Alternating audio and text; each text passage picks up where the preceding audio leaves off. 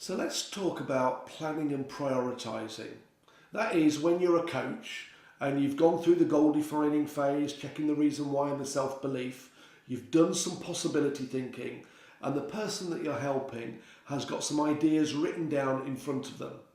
The next stage is to invite them to think about those ideas that for them are the most important in relation to their goal.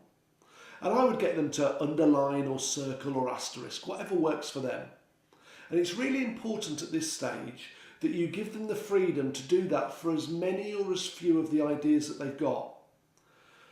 If you suggest a number, for example, if you go, highlight your top three, A, they might not have three, or B, you might be restricting them to three. So never ever suggest a number. Just go, highlight as many as you want that for you are important in terms of helping you move towards your goal. So they asterisk those.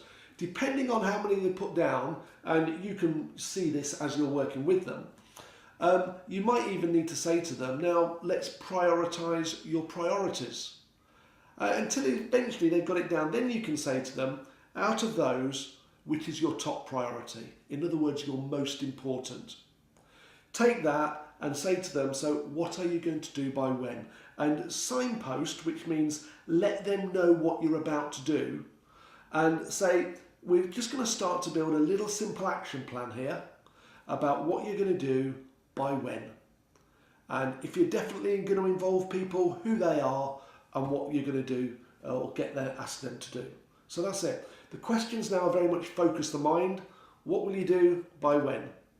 You write it down. You're basically smart goal defining here, okay? And then you move on to the next one. What's your next priority? What are you going to do by when? And what's your next priority? What are you going to do by when? Just get those out. Once you've got those into a basic little action plan then, it's depending on the scope of the goal and the scale of the goal, it might be useful to ask some questions about building in reminders. How are they going to plan in the time to do these activities? Especially if they live, very busy lives, or maybe their self-belief isn't too low. Your job as the coach is to ensure that they have thought about not just what their priorities are, but how much time needs to be put aside or planned to actually do those things.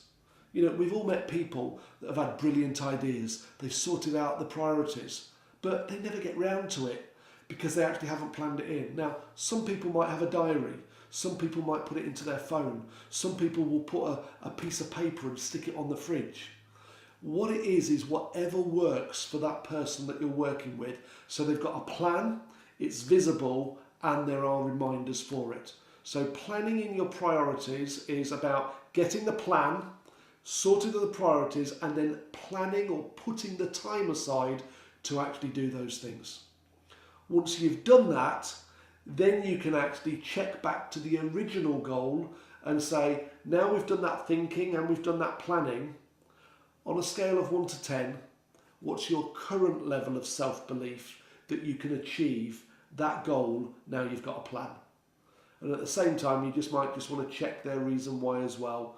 Maybe you don't have to do that verbally. You can tell through their vocal tone, their body language and how they've behaved, whether or not they've still got that strong enough reason why. Okay, so that's it. Planning priorities, get the priorities. What are you going to do and by when? For each of their priorities, build a little action plan. Ensure you help them to think about and plan in how much time they will need.